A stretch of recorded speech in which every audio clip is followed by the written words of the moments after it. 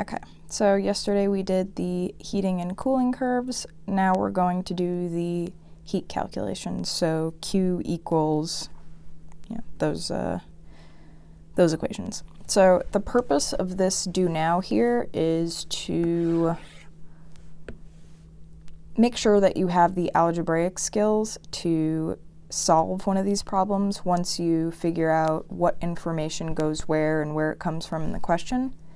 I'm not going to go over how to do those, but if you want, just request it. I'll make a separate video showing you how to solve these ones. Okay, so turn to the back of your reference table and label the following equations. So let's take a look at our reference table, and I already have it here, right? We have the heat calculations. So it's asking me about Q equals MC delta T right now. Actually, we could leave out those. All right, so Q is going to be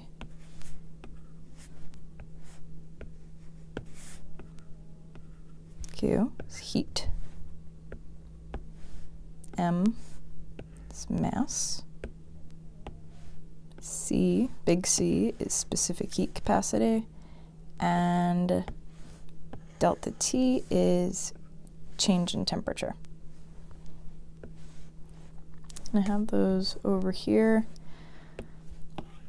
Mass, specific heat capacity, heat, and temperature, right? So what is this little triangle thingy, right? That's delta, and it's talking about change. So change in temperature. The final temperature minus the initial temperature.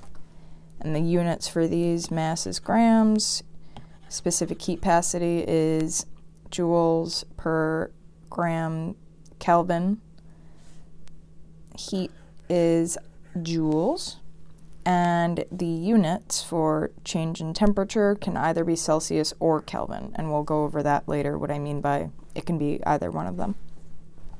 Okay, so we just talked about the little triangle symbol. Great. It's delta and it means change. So why is there something for heat and something for temperature in this equation? Aren't they like the same thing? No! Remember that? No! Heat is not the same as temperature, right?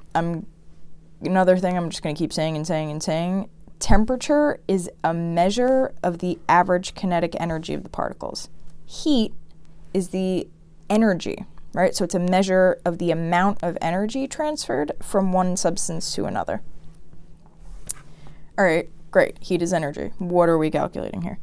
So the equation Q equals MC delta T is the amount of heat released or absorbed as a substance is cooled or heated. And we're going to go back to our handy dandy little heating and cooling curve. So if we go here, right, where is the temperature changing? I'm starting with 0, I'm going up to 50, there's a temperature change there. Here, I'm at 50, right, and then I'm still at 50, that means there was no temperature change there. And the same goes for this slanted line, right? I have a change in temperature. Flat line, no change in temperature. Slanted line, change in temperature.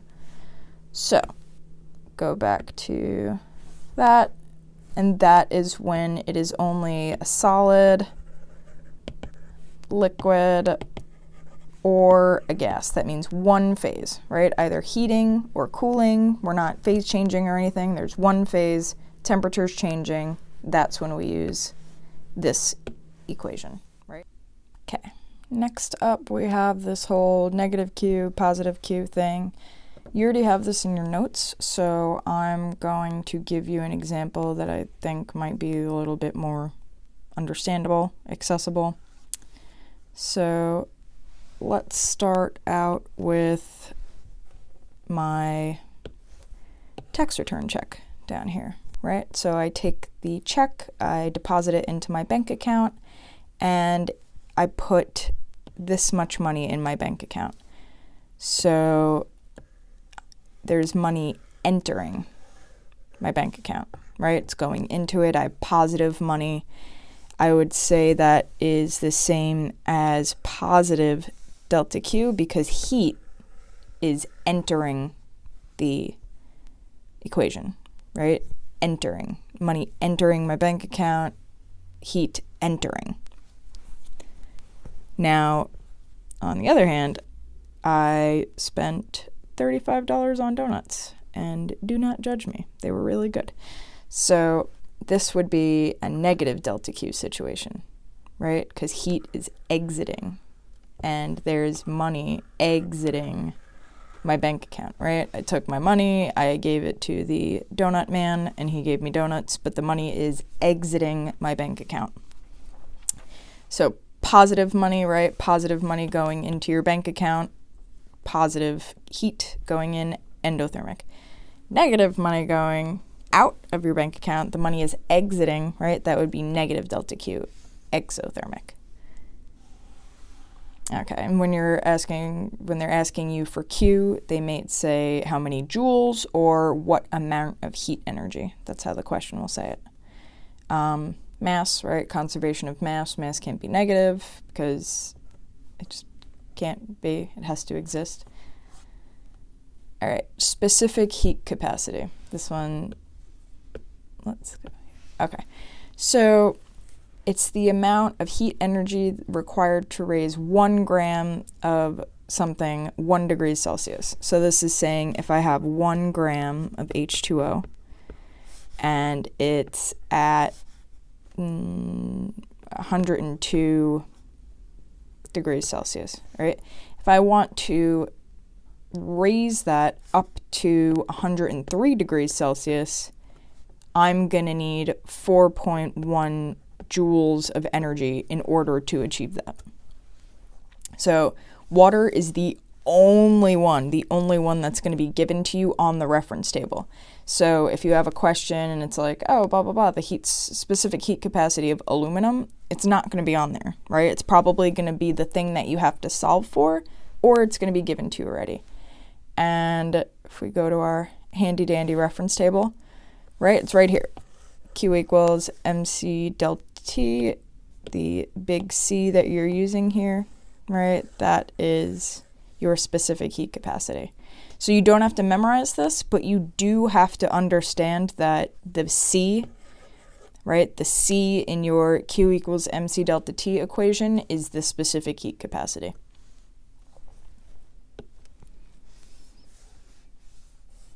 Okay. Now, something that is a reading situation in these questions, and it's very important, the order in which you write the numbers in the equation.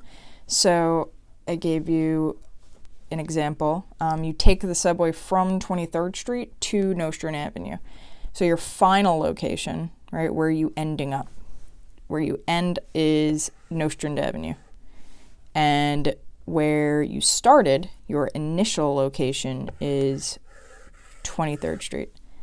That is actually my commute that I used to take when I was in college.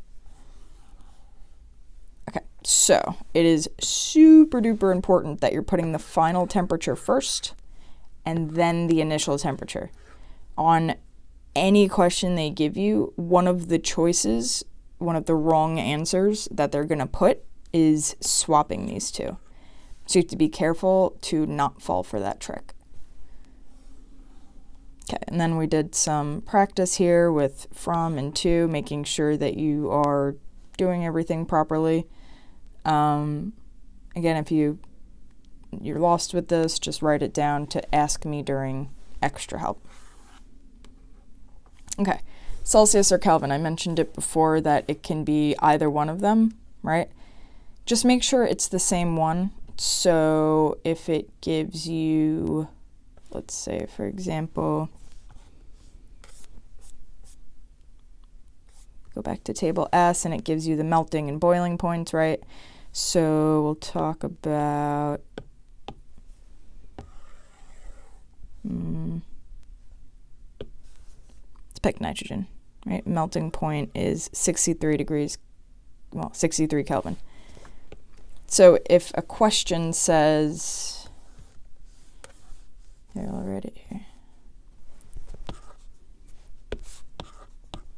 Question. Something about nitrogen at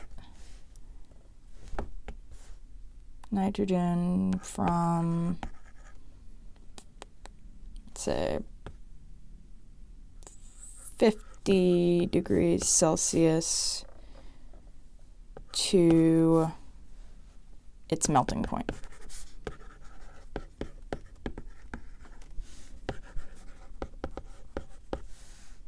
Right? So this is a situation where you have to be aware that you're dealing with two different units, right? So 50 degrees Celsius would be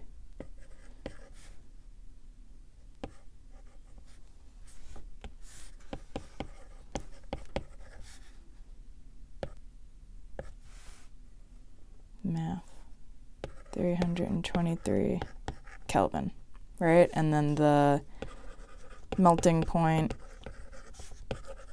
is, what did we say, 63 Kelvin? So if you were to do this problem where your final temperature was in Kelvin and your initial temperature was in Celsius, that would obviously give you the wrong answer. So that's what I mean by being careful about making sure that they're both the same unit. But if we go back here, right, if I'm using Celsius and you're talking about 70 to 50, it's going to give you 20 degrees Celsius. If you convert those temperatures to Kelvin, you're still going to have the same difference, right? We're still going to have the same delta T. So the big thing is that they're in the same unit. Okay. Same unit. And what is the temperature at STP? Because questions will be like, at STP.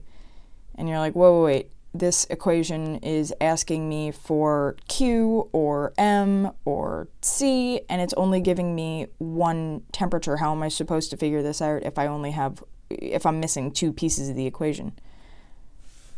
You're not. STP, it's right here, right? STP, standard temperature, and it tells you that it is either 273 if you're dealing with Kelvin or 0 degrees if you're dealing with Celsius. Okay. And then I'm going to start a new video talking about doing these problems.